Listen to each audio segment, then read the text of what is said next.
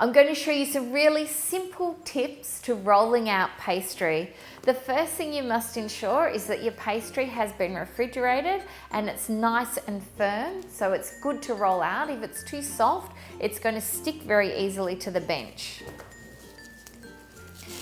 If you've only got a small amount of pastry, you can roll it all out at once. If you've got a larger amount of pastry, I recommend that you only roll half out at a time and then combine your offcuts or your scraps with the pastry that you've yet to roll out.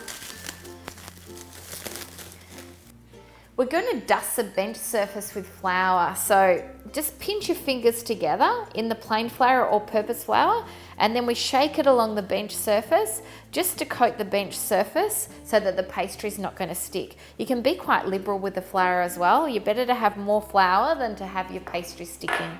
We're going to place the pastry on top and then sprinkle once again. Now I'm just using a rolling pin.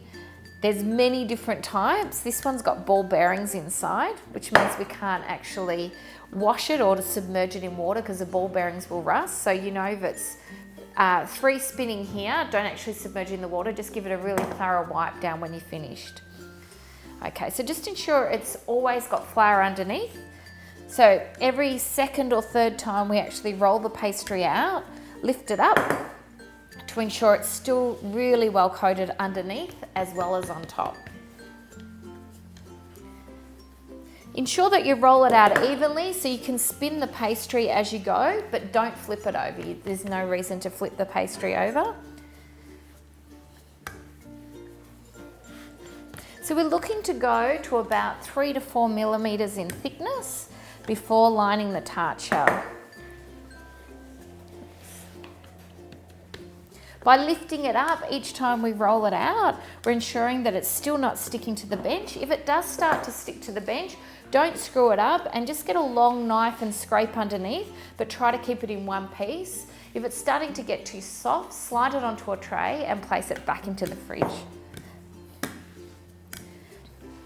Now I'm using a small individual tart ring, so what you can actually do is place the tart ring on and cut around the edges so that the sides are going to be high enough. A great thing to use as well is an egg ring as a tart shell. So we're just going to cut around the edges there. And now that's ready to line our tart case.